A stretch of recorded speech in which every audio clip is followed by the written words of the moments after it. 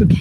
All right, called the meeting to order, 7:31 p.m. Wednesday, May the 20th. Councilwoman Selby, Present. Councilman Penders, Present. Supervisor Keating, Present, Councilman Steffen, Present. Councilwoman Martin. not present. Thank you. And Councilwoman Selby, will you please lead us in the Pledge of Allegiance? Allegiance to the flag of the United States of America and to the republic for which it stands, one nation, under God, indivisible, with liberty and justice for all. Pastor, thank you. Ted Brailsford, Faith United Church. Is this on? Should be. Yep. Let us pray.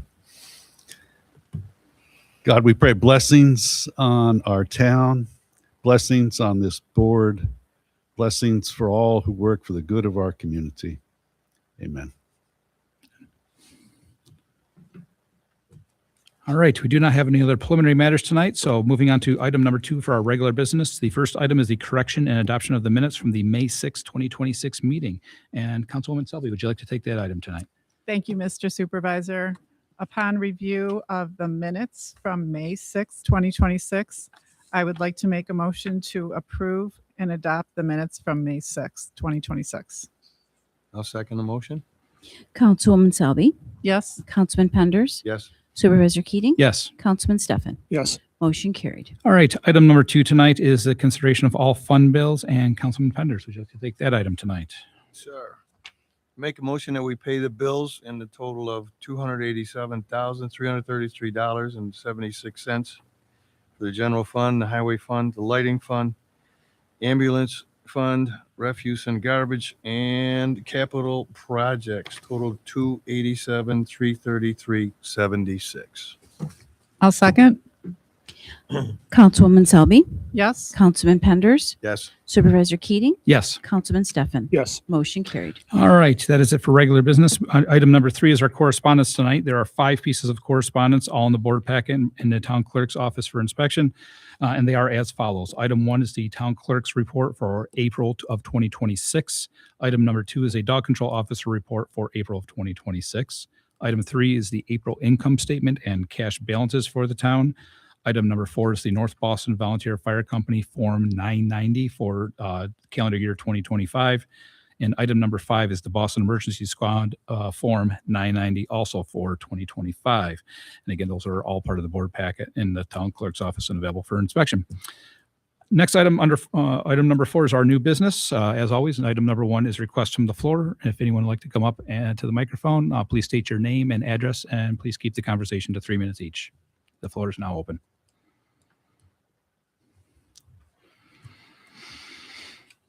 Pam Zielinski, 7182 Boston State Road. I am a member of the Conservation Advisory Council.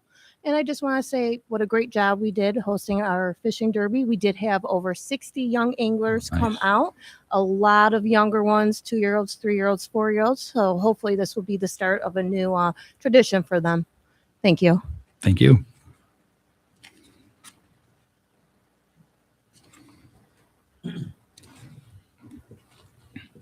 Good evening. Roy McLean, Pin Oak Drive. Wanted to talk tonight about public participation, accountability, and the growing frustration that some of our residents, including myself, feel with the town government. Not specifically the town board, but all parts of it perhaps, or some parts of it. Residents are often told they should attend meetings, become more involved, and participate in local government. And a few months ago, I took that seriously and began attending meetings, reviewing records, asking questions, and trying to better understand the decisions that are affecting our community. What's been disappointing is the disconnect between encouraging public participation and the way residents are then treated when they do participate and ask questions. At the recent planning board meeting, which I hope you've all seen the recording of that and watched it. If you haven't, you should be. But over the last several planning board meetings, we've had many residents speak, voice their concerns about minimum lot sizes, about building in town development and how it's connected to drainage. There was a petition delivered to the planning board to raise the size of lot sizes. There was an open hearing, a public meeting about it. No one, 0 people dissented on it. No one came up and said, oh my goodness, that's a bad idea. We asked the board to consider, increasing lot sizes in areas where residents are concerned about density, drainage, infrastructure, and preserving the rural character of our town. The board's decision not to move forward that request was disappointing, but even more concerning was some of the attitude expressed during that discussion and in the last couple of planning board sessions. What really got to me was last week's meeting when one of the board members said, and you can go back and listen to the recording, "I live on 60 acres, so this won't ever be a problem for me." Can you imagine how people that don't live on 60 acres and are insulated from other development, how they may feel about that? Residents also heard repeated statements in prior board meetings. We've heard it here too, unfortunately, but especially in the planning board meeting, that they have no ability to influence developments, and they continuously go back to talking about Deanna Drive. And despite the amount of significant public concern at the time, they couldn't do anything about it. But now, suddenly, when residents proactively request changes through public participation and petitions, the board still chose not to change and leave the standards as they are currently. Seems like there was an opportunity there. That contradiction really deserves an explanation. If the board truly lacks the authority to influence development outcomes, residents should be told honestly and clearly. They appear to be dancing around it. If the board does have the influence and discretion, then residents deserve to understand why those tools were not used in the past or now. I was disappointed by comments suggesting that newer residents or residents who have not attended meetings for decades somehow have less standing to voice concerns. Public participation should not require a 20-year waiting period before opinions are taken seriously. Many residents will be getting more involved because they care deeply about the future of this town. They should be encouraged and not dismissed. Unfortunately, attitudes and responses like these naturally cause residents to look more closely at prior decisions, development approvals, drainage reviews, and other actions taken by town boards over the years. This is not because residents are looking for conflict. It's because the public confidence is built through transparency, consistency, and accountability. When residents feel dismissed or believe their concerns are not being taken seriously, it inevitably leads to greater scrutiny and more questions and why certain decisions are made. If you ask for participation, people are going to dig in. When they dig in and get answers that don't make sense or contradictory policies, it's going to look more confusing and they're going to ask more questions. So public officials should expect those questions and be prepared to answer clearly, explain their actions at all times. Transparency, accountability, and meaningful public participation are not attacks on local government. They're essential parts of good government. Thanks. Thank you.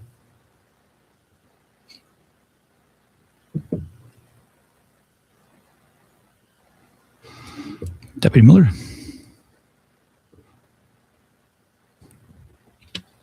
Evening.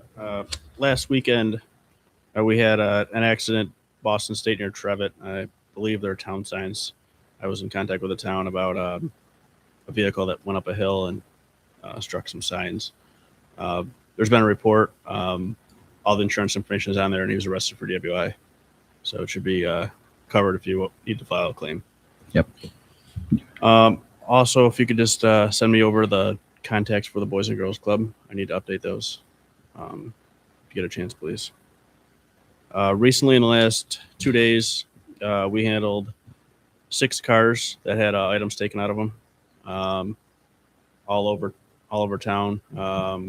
Boston State, Brown Hill, a couple other roads that I looked through them earlier. But basically all overnight, unlocked cars. Just if you see anything suspicious, vehicles stopping, please call us. We had cars that were on one street, they were occurring on another street.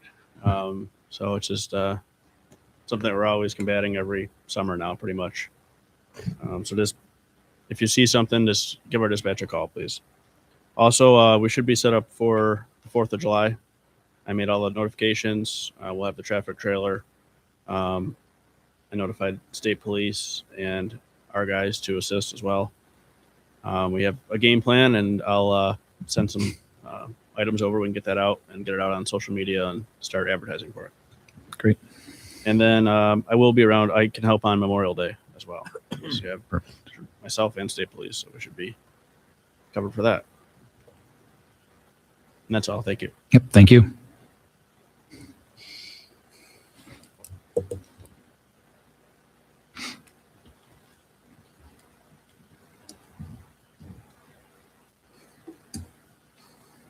Anyone else?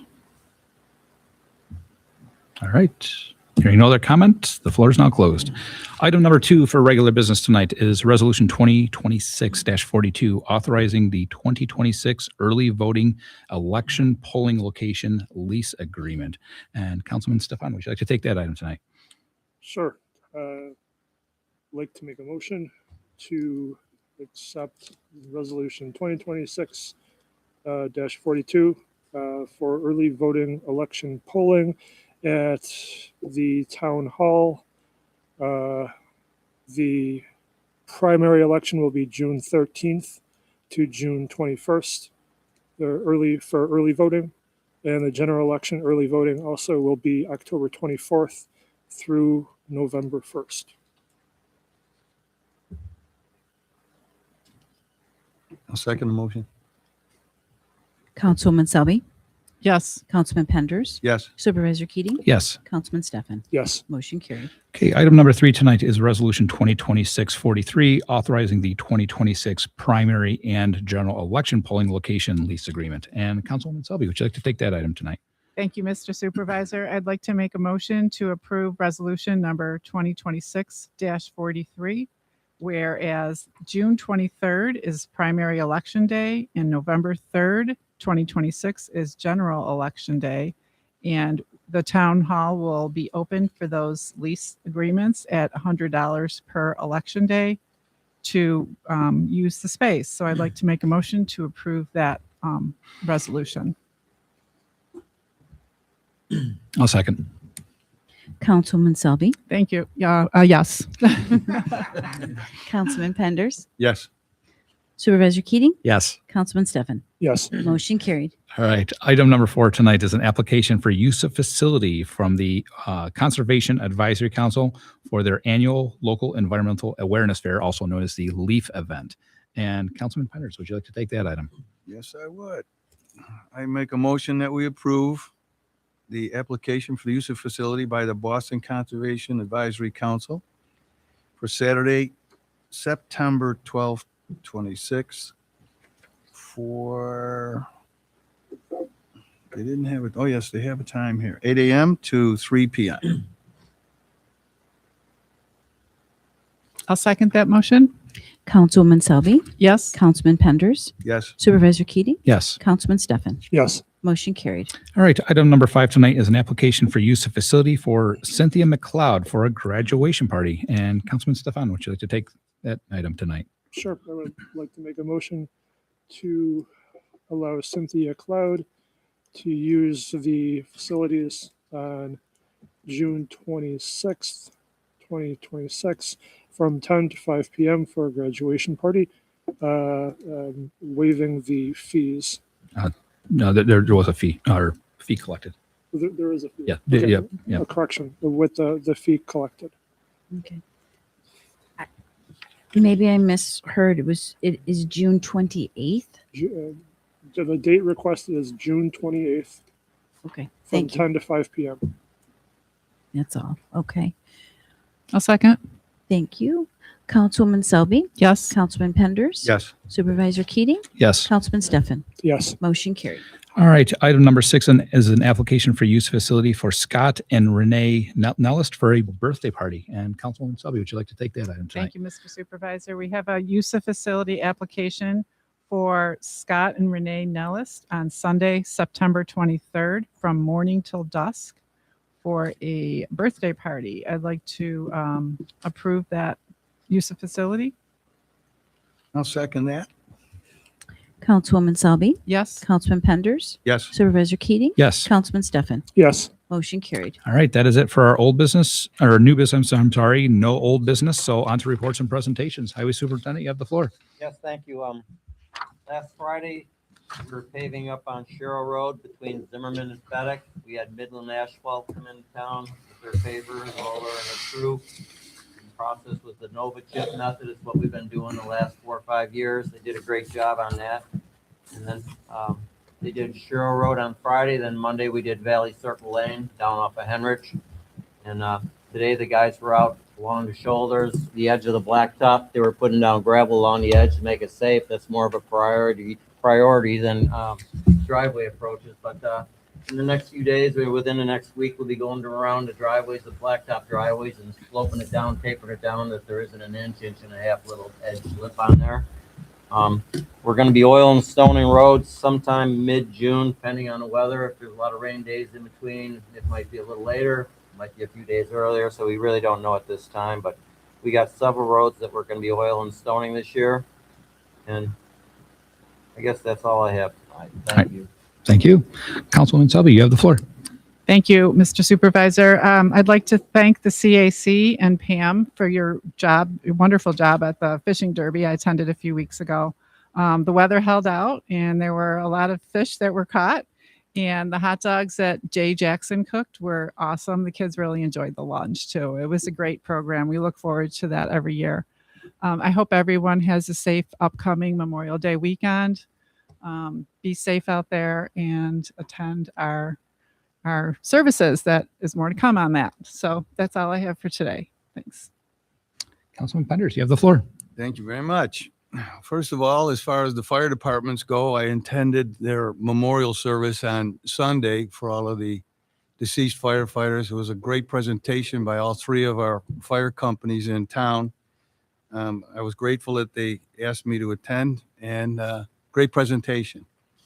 As far as the emergency squad, they're looking forward to the new gas tank being available so they can stop going to the convenience stores and using a credit card and running up a bill.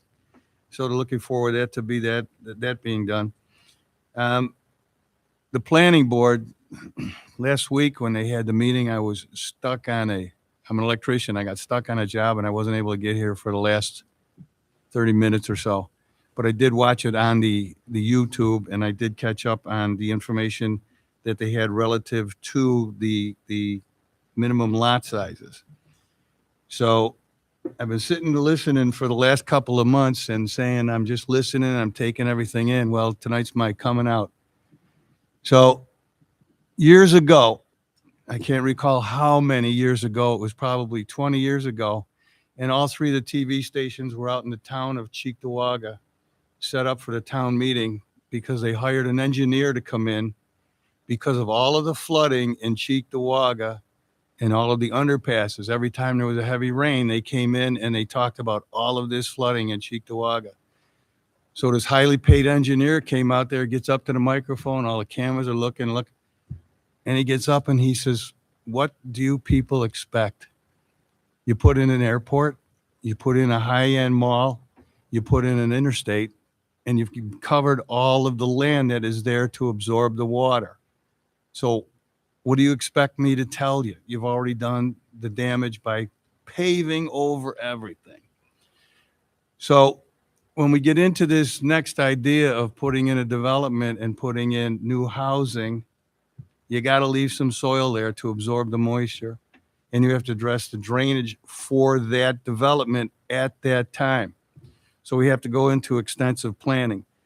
And I've been finding out about the drainage situation that there's so many different people that are involved depending on where the water flows from and where it goes to. And when you try to find out who is responsible for this piece of water, nobody can make a solid response. So there's different agencies that have to be addressed and bring everybody on the same page. And lastly, I'd like to have everyone enjoy this weekend and Memorial Day that was brought to us by our veterans. We're all sitting here because of them. And just a reminder, Iran's not over and done yet. So just let's say that our troops are safe in Iran and all over the world. Thank you very much. Thank you. Councilman Stefan, you have the floor. Since the last meeting, I've investigated a bit about the drainage carrying on. I got a few phone calls from a handful of residents, went and looked at some property, and it's not until you actually can see in backyards and in the woods behind a home that you really get an idea of how hard it is to fix something that shouldn't have been done 75, 100 years ago. One issue was on Boston State Road, went and took a look in the backyard, and the fact that there is a drain going underneath properties in between houses with only 10 feet of room makes me wonder how this could have even taken place. So there's much that I'm learning about the issues that we have to address. But the first is to really investigate how this had all taken place many years ago, and hopefully to be putting together some corrections so that these are not issues in the future. That being said, we are looking into the complex situation of both county, state, and town roads. And for drainage, oftentimes there is funding, a ton of funding available through the state. But the issue is putting the paperwork together to apply for this grant or the grants that are available. So with everything that is on the table, I would say within the next month or two, we will seriously be looking into trying to get as much assistance through the state as we can to fix these issues that should have never existed from how they were built or came into being, say, 50, 75 years ago. That being said, Veterans Day, very important to my family. My father now passed away, a proud World War II vet. Relatives currently in the military and some retired. So it's got a lot of meaning to me, and really appreciate and respect everything we can for those who protect us. Thank you. Thank you much. Madam Clerk, you have the floor.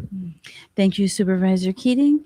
The blood drive from Tuesday, May 5th, there were 20 units collected that helped save the lives of 60 local patients. The next blood drive will be Tuesday, June 2nd from 2 to 7 in the community room.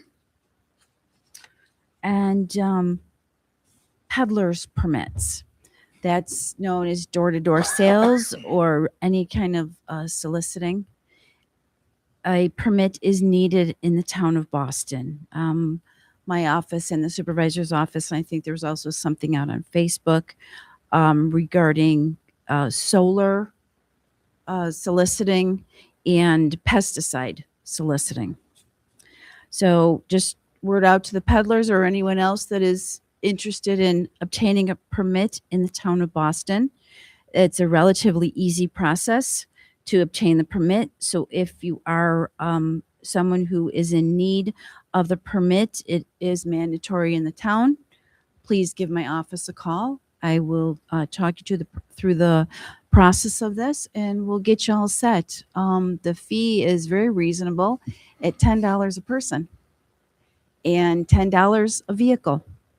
So there's really no reason that any company that is soliciting in the town of Boston shouldn't have a permit. And I just wanted to little kudos to our Parks Department. This time of year, they have a lot to prepare with the grass that seems to keep on growing and growing. The fields, they keep the town fields immaculate, working on the taking care of the flower beds, getting ready for Memorial Day.